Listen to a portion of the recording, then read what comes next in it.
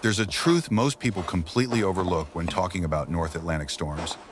They're not just wind and rain, they're walls of air powerful enough to bend timber posts, rip entire roofs away, and This one crush will fit anything built perfectly. with the slightest structural error. And yet, in a world where a single gust could tear a mountainside open in minutes, the Vikings managed to build houses with no iron nails, no cement, no We steel, need the and those large houses stone stood from firm over for there. centuries, as if they'd been born from the storm itself. What's truly astonishing isn't the material, but the philosophy woven into every joint. They didn't try to resist nature. They learned how to make the house breathe with the wind, bend with the storm, and live like a wooden organism. Each violent gust didn't crack the walls, it simply shifted them by a few millimeters, dispersing the force through the entire structure like a ship Just a little riding a more to the giant left. wave. And it was that deliberate flexibility that saved countless families living in lands ruled by brutal winds. If you've always imagined Viking houses as crude huts, it might be time to rethink that. We have laid The the deeper you foundation explore, the stone. clearer it Gods will becomes. be pleased. These nailless Now the houses longhouse were will far stand stronger for than many 1,000 modern years. buildings. Do you think we still hold that kind of intuitive, almost instinctive craftsmanship today? When people think of Viking homes, they often picture a dim, low-roofed hut perched on a windswept coastline, but the historical reality that? is the complete opposite. The longhouse, or longhouse in their own language, wasn't a makeshift shelter at all, but an enormous structure that, by modern standards, would stretch the length of an entire apartment block. Some longhouses reach more than 70-80 meters, large enough to hold an entire There's no way to extended repair household. the damage. Warriors, We're not gonna make it servants, through the winter women, children, craftsmen, Aye, this food corner is stores, true. and even a The sheltered mortar area has for set livestock well. during the We winter. can raise the This frame wasn't on just a this. house, it was the center of power for an entire community, the place All right, where lads, I every want you to decision pay was close made, attention to what I from am about to waging show war you. and This is managing the most harvests important to part. hosting feasts Look that at this blazed joint. deep into the night with See how the firelight and mortar is saga telling. already crumbling. What made these buildings so extraordinary wasn't only their Look at size, this. but the If we conditions adjust they the had to angle here, endure. it should The hold crushing weight of Nice. winter snow, And what if we use a hours-long different joint? storms, and winds cold Remember, enough to tear apart every any piece of poorly wood built has its own structure. story, And yet its the own longhouse strength. stayed standing, We must stayed learn to listen. warm, and Quickly remained the now, beating before heart the of guards Viking life return. through some of the Bring harshest winters on everything you Earth. can carry. What most people never realize is that the most dangerous enemy of a Viking house wasn't the storm, or the snow, The damp's or the gotten cutting worse. northern winds, It's it in was the main water. beam. Not floods, sweeping everything away, but slow, Where's it creeping coming from? moisture rising from the cold earth, seeping into the timber and rotting it from within. What is In it? the Nordic What's climate, wrong? placing a single beam on the The roof ground the is wrong leaking. way could It's doom an getting entire worse. longhouse no matter how large to decay in just a few winters. And this is precisely where their building genius becomes astonishing. They didn't use cement or mortar for foundations. Instead, they raised the entire structure on a perfectly crafted stone cushion built entirely by hand, this. a dry stone This foundation. stone is the foundation. Each stone had to be It must so be flat perfectly that it flat, allowed no water to perfectly slip stable. in, no wind to creep through, and no weak point to form under the weight of winter snow. A craftsman would turn a single stone again and again, searching for the one exact angle that locked it into place. Sometimes a whole team would spend days selecting just one crucial piece. Here's the twist. If the Okay. foundation was built This is a very incorrectly, big, the house very didn't important collapse stone. immediately as we might imagine. It died quietly. The sill beam, the soul of the longhouse, would begin to rot from below. And only when the first major storm hit would the walls suddenly split apart, as if shoved from behind. No warning signs, no cracking, and groaning beforehand, just a cold, dry snap in the middle of a windy night, and a family suddenly realizing that the smallest mistake in the foundations could cost them the entire winter. That is why Viking longhouses didn't survive by luck, they endured because of an almost obsessive attention to every foundational detail. Do you think you'd have the patience to choose stones one by one as they did? Share your thoughts. You might just find yourself seeing ancient architecture in a completely different light. While many civilizations chose to build walls by stacking rigid blocks of timber, the Vikings went in a completely different direction. They created a type of wall that researchers today still regard as an engineering marvel, a wall that could breathe. Instead of locking wooden beams together with nails or fixed joints, they erected upright posts called staves, then carved deep, silky smooth grooves into them, each line shaped with the precision of a president's fancy jeweler. Into these grooves they slid long wooden planks, one by one, stacking them without ever fastening them with metal. And the astonishing part is this: that very looseness is what gave the structure its strength. When a storm slammed into the house, the wall didn't resist like a modern rigid structure. It moved. The planks shifted slightly, bowed for a moment, then settled back into place as if the house itself were adjusting its breath to survive the wind. The wall didn't crack. It didn't split.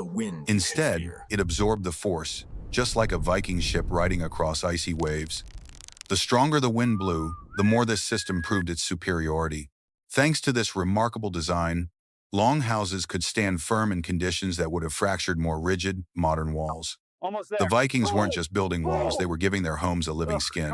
What makes the Viking longhouse utterly unlike the wooden homes we usually imagine comes from a surprising truth. The outer walls carried almost no weight at all. They were merely a shell against the wind. The entire massive roof, weighing several tons because it was layered with turf and winter snow, was actually supported by a hidden internal structure, a framework the Vikings considered the spine of giants. 2 rows of pillars, each as thick as the trunk of an ancient tree, ran the full length of the house. These posts were buried deep into the earth and tied together with huge horizontal beams. Together, they supported the ridge beam, the great central timber often compared to a pillar of the sky, holding the whole roof aloft. Thanks to this interior support system, the space inside a longhouse opened up in a way rarely seen in ancient wooden architecture. It appears so. No internal walls, no posts breaking up the room, no divisions. Just one vast hall stretching into the distance, a place where an entire household could eat, sleep, work, gather, and live beneath a single roof. And here's the fascinating part. Because the load-bearing frame was completely separate from the walls, the Vikings could replace panels, add entrances, or repair the exterior without disturbing the stability of the building at all. They built according to nature's own logic. When the roots are strong, the crown endures. In the Viking world, where iron was reserved for forging swords and axes, carpenters faced a challenge that seemed almost impossible. Joining massive timbers, capable of holding a roof that weighed several tons without using a single iron nail. But instead of being defeated by this limitation, they created what researchers today still call the secret art of living wood. At the heart of this technique were Tren's special wooden pegs, made from timber even harder than the beams themselves. The Vikings selected oak, ash, or juniper, then dried the pieces until they shrank, lightened, and gave off a hollow, crisp sound when tapped, a sign that every trace of moisture had left the fibers. Then came the precision work, drilling holes through the beams using long hand-twisted augers and carving the pegs into square or octagonal shapes. Those sharp edges allowed the peg to bite into the inner walls of the hole as soon as it was hammered in. And here's where the twist begins. Once fitted, the dry pegs slowly absorbed moisture from the surrounding wood and began to swell gently, steadily, irresistibly. It pressed against the hole with such force that the joint became almost seamless, as if the 2 beams had fused into one. Iron nails rust, loosen, and weaken over time, but these wooden pegs only expand, strengthen, and lock the entire structure even tighter. A living joint, stronger than metal, and almost eternal. But the most mysterious part is this. The Vikings had an entire woodworking language, a system of mortises, tenons, notches, bowl joints, each one used for a specific purpose in a specific place. Choose the wrong joint, misalign it by just a few millimeters, and the entire roof could collapse. None of this knowledge was written down. It was passed from master to apprentice, almost sacred in its secrecy. Just think about it. In an age with no blueprints, no steel rulers, no modern measuring tools, how did they achieve such near-perfect precision? If a thought crosses your mind, share it below. You might find yourself seeing Viking carpentry in a completely new light. When the Vikings left the northern forests and stepped onto the shores of Iceland or Greenland, they were confronted with a harsh truth. There simply wasn't enough timber to build thick, winter-resistant walls. But instead of giving up, they found their life-saving material right beneath their feet, the carpet of earth and grass they call turf. Strangely enough, this humble material became the strongest armor of the longhouse. They cut the turf into neat, rectangular blocks, keeping the interwoven roots intact beneath the surface, then stacked them into walls over a meter thick, heavy as stone, yet alive like an organism. Here comes the climax. These walls didn't just insulate heat, they kept growing. The roots inside remained alive, continued binding together, and made the structure denser and stronger with each passing season, as if a fortress were slowly rising from the earth itself. Storm winds roaring all night, turf walls absorb the vibrations like a giant mass of living soil, temperatures dropping low enough to freeze entire rivers. Inside the longhouse, it stayed warm and stable, because earth retains heat far better than any timber. To increase durability even further, the Vikings stacked the turf blocks in a herringbone Let the pattern, weight settle. a It is design that solid. prevented collapse even when the ground shifted. And as time passed, grass grew over the roof and walls, making the house blend perfectly into the landscape, disappearing into the land like a living hill. In the icy winds of the North Atlantic, the roof is usually the most fragile part of any building, the first thing a storm can tear apart. But the Vikings turned this vulnerable point into a layer of armor that was almost impossible to breach. Their secret lay in a material that seems ordinary at first glance. Birch bark, a tree bark naturally rich in waterproof resin. When peeled into large sheets and laid in an overlapping, scale-like pattern, each layer of birch bark locked into the next, forming a surface that not a single drop of rain could slip through. But they didn't stop there. To resist the wind, they weighed the bark down with an entire field. 2 thick layers of turf, one placed grass side down to grip the bark, the other laid with the grass facing upwards, allowing the roots to grow and weave together. Over time, the roof transformed into a green hill weighing several tons. No storm could lift it, no snowfall could collapse it. And the surprising part is that this enormous mass of earth kept heat incredibly well, trapping warmth inside the longhouse even when frost swept across the valleys.